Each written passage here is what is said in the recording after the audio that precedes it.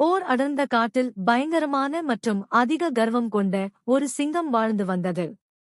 அது தினமும் பல மிருகங்களை வேட்டையாடித் தின்றது.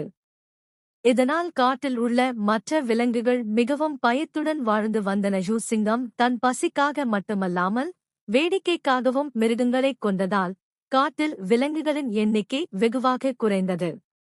பயந்து போன மற்ற விலங்குகள் எல்லாம் ஒன்று கூடி ஒரு திட்டம் தீட்டின. சிங்கத்திடம் போரிட்டு வெல்வது கடினம்.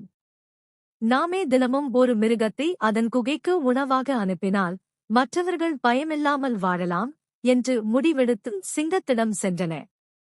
அவர்கள் சிங்கத்திடம் தங்கள் கோரிக்கையைச் சொன்னார்கள்.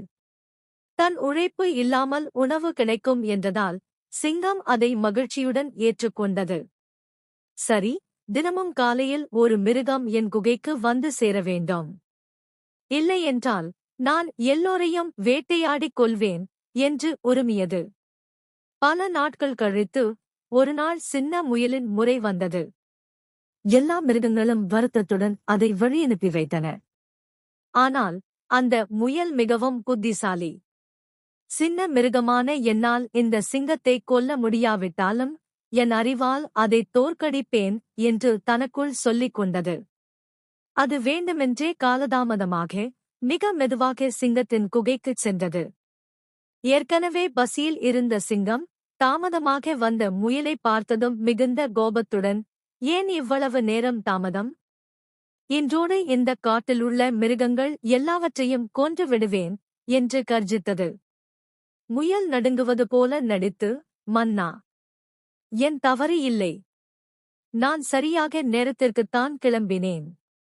ஆனால் வழியில் உங்களைவிட பெரிய பலமான இன்னொரு சிங்கம் என்னை தடுத்து நிறுத்தி, இந்தக் காட்டிற்கு நான்தான் ராஜா, நான்தான் உன்னை உணவாகத் தின்னப் போகிறேன் என்று மிரட்டியது. அதனிடம் இருந்து தப்பித்து வருவதற்குத்தான் இவ்வளவு நேரம் ஆனது என்றது. சிங்கம் தன் கர்வத்தால் பொங்கியது. என்ன, என்னைவிட பெரிய சிங்கம் இந்தக் காட்டிலா? அது எங்கே இருக்கிறது? உடனே என்னைக் கூட்டிச் செல் என்று கோபத்துடன் உறுமியது. முயல் சிங்கத்தை அருகில் இருந்த ஆழமான ஒரு கிணற்றின் அருகே அழைத்துச் சென்றது. மன்னா, அந்த பெரிய சிங்கம் இந்த கிணற்றுக்குள்தான் ஒளிந்திருக்கிறது என்று பயப்படுவது போல கூறியது. சிங்கம் கிணற்றுக்குள் எட்டிப் பார்த்தது. தண்ணீரில் அதன் இந்த பிம்பமே, தன் உருவமே எதிரொலித்தது.